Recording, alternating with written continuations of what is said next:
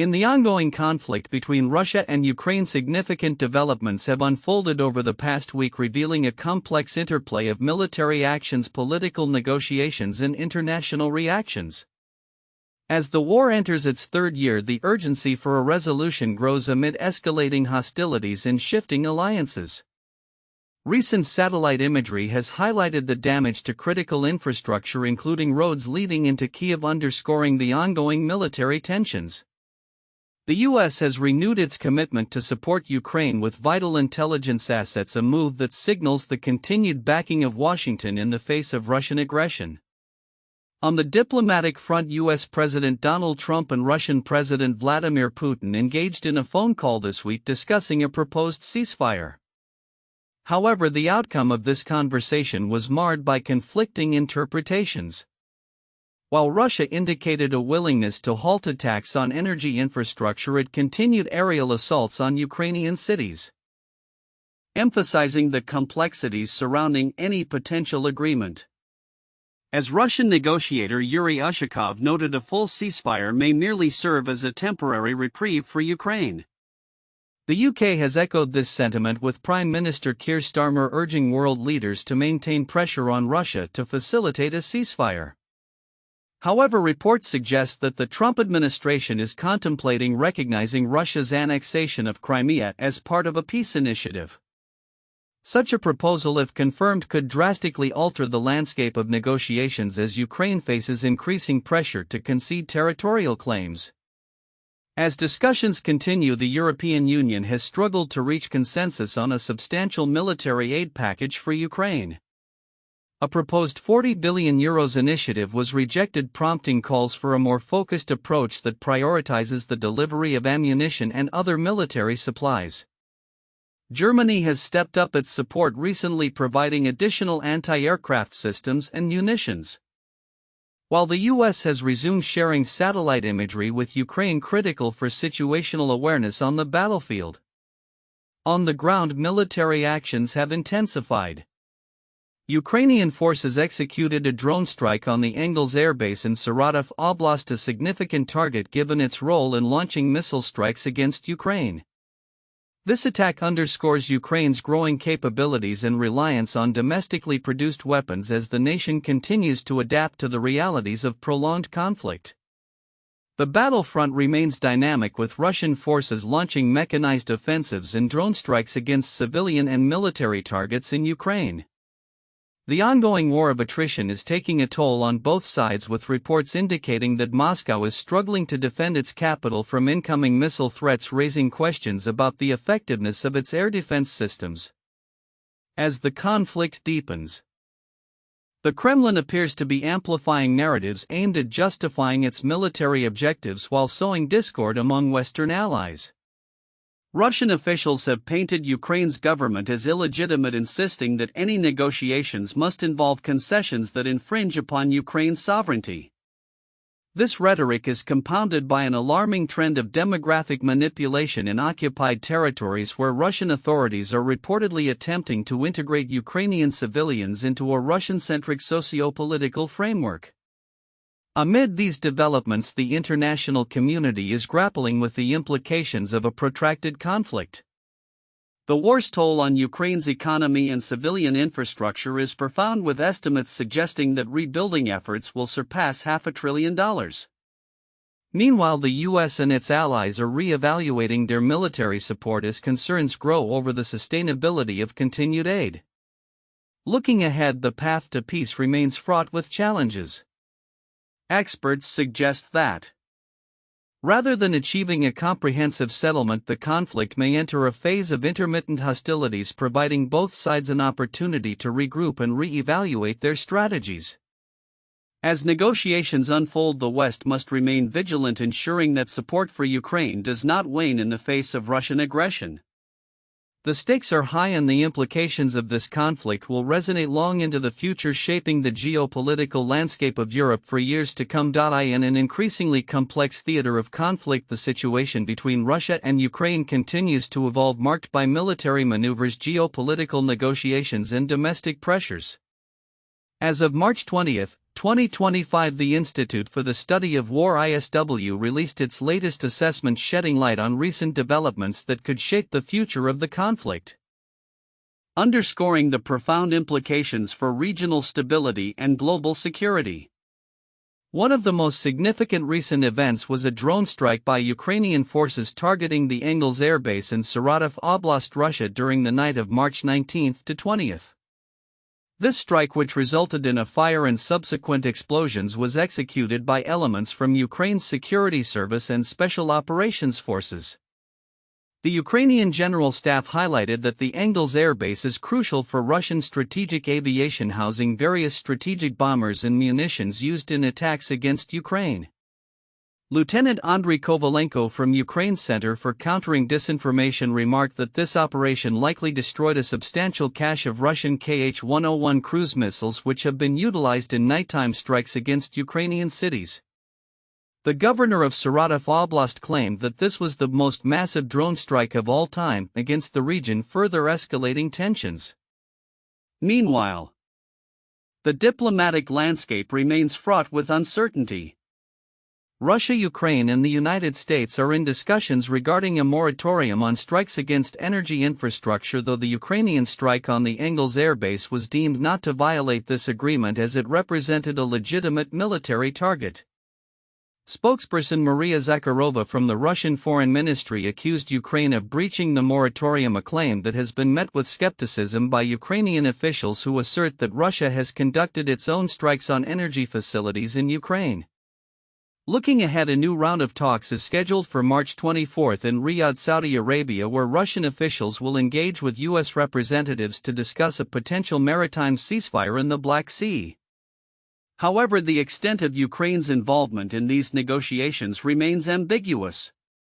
Russian officials, including Security Council Secretary Sergei Shoigu, have reiterated demands for Ukraine to amend its constitution to recognize Russian territorial claims, a precondition that Kyiv has firmly rejected. The Kremlin's strategy appears focused on leveraging these negotiations to extract concessions as Putin's regime seeks to maintain its territorial ambitions while projecting strength to domestic audiences. Reports indicate that Putin is preparing the Russian public for a protracted conflict, urging businessmen to brace for a drawn-out war rather than a swift resolution. This narrative is coupled with intensified efforts to alter the demographic landscape in occupied Ukrainian territories, including measures to mandate Russian citizenship for local populations, thereby reinforcing claims over these regions. In parallel, geopolitical dynamics are shifting, with China amplifying Russian narratives and suggesting that Western military support for Ukraine complicates peace efforts. The Chinese state media outlet China Daily echoed Kremlin demands for an end to military aid to Ukraine, signaling a potential alignment in strategic interests between Beijing and Moscow. As the conflict persists, the implications of North Korea's involvement have also come to light, with reports of military cooperation between Pyongyang and Moscow. This alliance, underscored by North Korea's supply of artillery and troop support to Russia, represents a troubling development that could further destabilize the region. On the ground, military operations continue unabated. Ukrainian forces have made marginal advances in Belgorod Oblast, while Russian forces are pushing in Kursk Oblast and other key areas. The ongoing exchanges of drone strikes and artillery fire underscore the volatility of the situation, with both sides attempting to assert their dominance amidst a seemingly endless cycle of conflict. In the face of this turmoil, Ukraine's allies remain committed to providing support, with a recent announcement of additional military assistance, including F-16 fighter jets and financial aid sourced from frozen Russian assets in Europe. This international backing is crucial as Ukraine seeks to bolster its defenses against ongoing Russian aggression. The landscape remains dynamic, and as both military and diplomatic fronts evolve, the potential for a sustainable resolution appears increasingly tenuous. The coming weeks and months will be critical not only for the immediate future of Ukraine and Russia, but also for the broader implications of global security and geopolitical alliances. As the situation develops, the world watches closely, aware that the choices made now will resonate for years to come. In a significant turn of events surrounding the ongoing conflict in Ukraine, Russian President Vladimir Putin has set forth new preconditions for a ceasefire, dismissing U.S. President Donald Trump's proposal for an unconditional halt to hostilities. This development comes in the wake of a telephone conversation between the two leaders on March 18, where they agreed to a 30-day pause of airstrikes against each other's energy infrastructure. However, the Kremlin's stance indicates a broader strategic aim, as Putin insists on a unilateral cessation of Ukrainian military mobilization and external military assistance to Kyiv as prerequisites for any comprehensive ceasefire. The backdrop to this renewed tension is a complex negotiation landscape where Trump's administration has been attempting to navigate the intricacies of peace talks amid the crisis. In his bid for a 30-day ceasefire, Trump had aimed for a conceptual breakthrough by proposing a halt to attacks on energy infrastructure without preconditions, a significant shift from earlier demands for a more expansive ceasefire across all fronts, including ground and maritime operations. However, the Ukrainian government remains skeptical, wary of any ceasefire that lacks robust monitoring and security guarantees. They fear that such a pause would merely freeze the current front lines, allowing Russian forces to regroup and potentially resume offensive operations. Putin's insistence on specific preconditions, such as halting the mobilization of Ukrainian civilians and ending Western military support, reveals a tactical maneuver to exploit the pause in hostilities. As Yuri Iashikov, a senior advisor to Putin, noted, a temporary ceasefire could merely provide a breathing spell for Ukrainian forces, a sentiment echoed by the Russian president in his inquiries about the consequences of a ceasefire on the Ukrainian military's operational capabilities. The dynamics of the discussions further complicate matters. The Kremlin's readout of the March 18 call emphasized Putin's support for Trump's initiative, but it simultaneously underscored Moscow's firm stance on its demands. Trump's administration, meanwhile, has faced internal pressures, including reports of suspended U.S. military aid to Ukraine around the time of the ceasefire discussions, which may have influenced Kyiv's acceptance of the temporary halt. As the dialogue continues, attention has shifted to a forthcoming diplomatic meeting in Saudi Arabia, where U.S. officials are expected to engage with their Russian counterparts. The stakes are high, with Trump expressing hope for a complete ceasefire and an eventual end to the war, yet the details remain murky. Ukraine's President Volodymyr Zelensky has proactively indicated his intent to send negotiators to Riyadh, aiming to clarify Ukraine's position and prevent any misinterpretations of agreements reached. International reactions also reflect a growing concern over the potential sidelining of Ukraine and its allies in negotiations. France's Minister for Europe and Foreign Affairs Jean-Noël Barrot emphasized that the sole obstacle to peace today is Vladimir Putin, reiterating the need for a verifiable ceasefire that includes all areas of the conflict, not just energy infrastructure. This evolving situation underscores a critical juncture in the Ukraine conflict, where the intersection of military strategy, international diplomacy, and geopolitical interests will shape the path forward. As discussions unfold, the potential for a negotiated resolution remains entangled with the realities of the battlefield and the broader international diplomatic landscape. The coming days may reveal whether a genuine path to peace can emerge, or if entrenched positions will lead to further escalation. The focus will now shift to how effectively the involved parties can navigate these complexities, with the hope that meaningful dialogue can ultimately bring an end to the hostilities. In a dramatic turn of events that has significant implications for the ongoing conflict in Ukraine, the Trump administration has paused intelligence sharing with Kyiv, marking a pivotal shift in U.S. support for the beleaguered nation. This decision, announced by National Security Advisor Mike Waltz, comes amid ongoing negotiations between President Donald Trump and Ukrainian President Volodymyr Zelensky, creating uncertainty about the future of U.S. military assistance. The halt in intelligence flow represents a critical blow to Ukraine's defense capabilities, particularly in tracking Russian military movements and executing targeted operations against invading forces.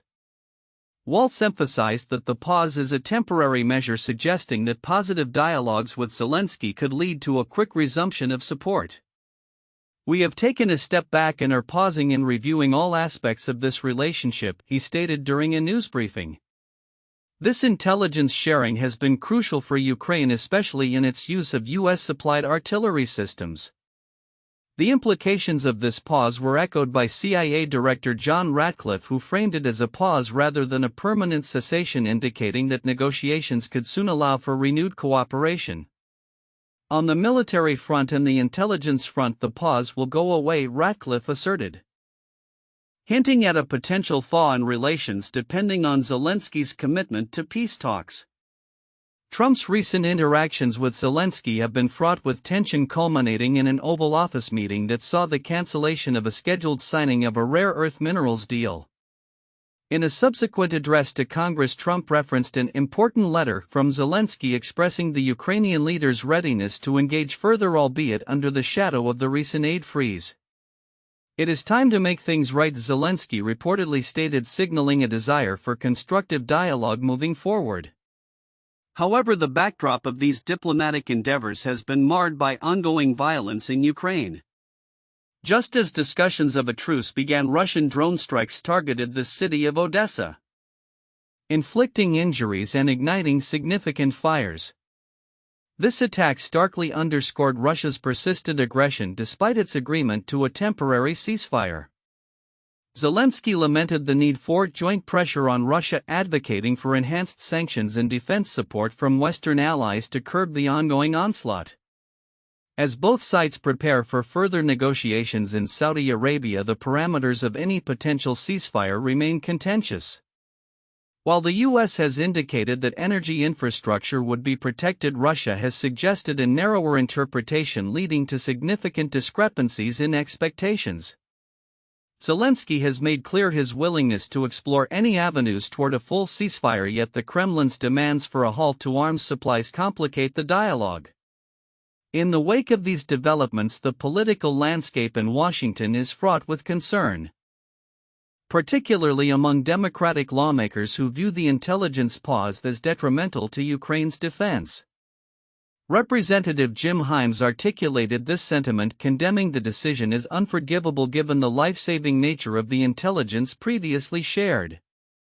As the situation evolves, the future of U.S.-Ukrainian relations hangs in the balance, contingent on the outcomes of ongoing negotiations and the willingness of both sides to navigate the complexities of peace talks. The world watches closely, aware that any misstep could lead to further escalation in a conflict that has already claimed countless lives and destabilized the region.